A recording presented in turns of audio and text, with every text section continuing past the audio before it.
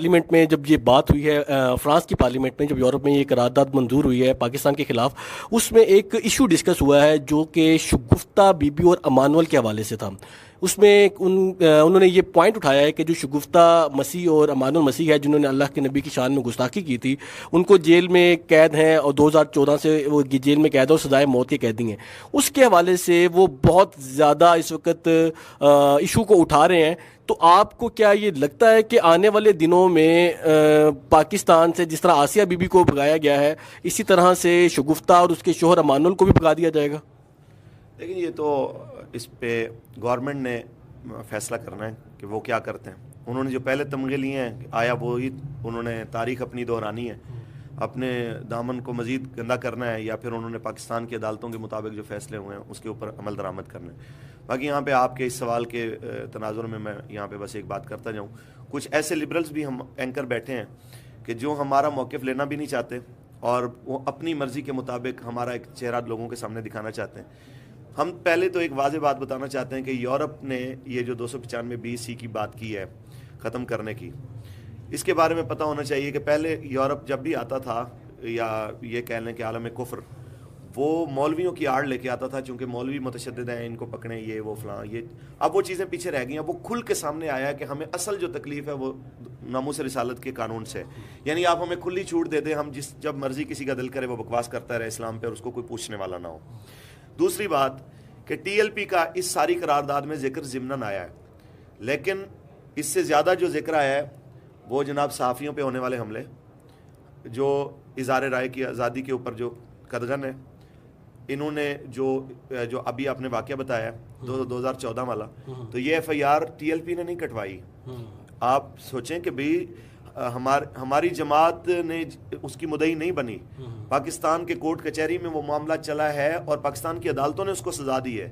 تو جب سوچیں کہ اغیار آپ کے عدالتی نظام میں بھی مداخلت کرتے ہیں، آپ کے کانسٹیٹیوشن میں بھی مداخلت کرتے ہیں، آپ اس کو اپنی آنکھوں کے سامنے دیکھتے رہتے ہیں، تو کوئی نہ کوئی تو یار ایک حد ہوتی ہے نا جہاں پہ بندہ کہتا ہے انف، بس اس سے آگے نہیں ہو سکتا۔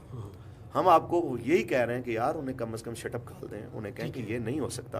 اگر وزیر اعظم صاحب کہیں کہ ختم نبوت کے اوپر کوئی سودے بازی نہیں ہو سکتی، چاہے اس کے لیے $3 ارب کا نقصان ہو جائے، تو میں حیران ہوں۔ ویسے اس وقت تو کہتے ہیں ماشاء اللہ کیا عشق رسول کی بات ہے، اور وہی بات اگر TLP کرتی ہے کہ یار رسول اللہ کی ناموس پہ کسی چیز کا بھی سودا نہیں ہو سکتا، ہم ہر حد تک جانے کو تیار ہیں، وہ کہتے ہیں یہ بڑا شدت پسند ہے۔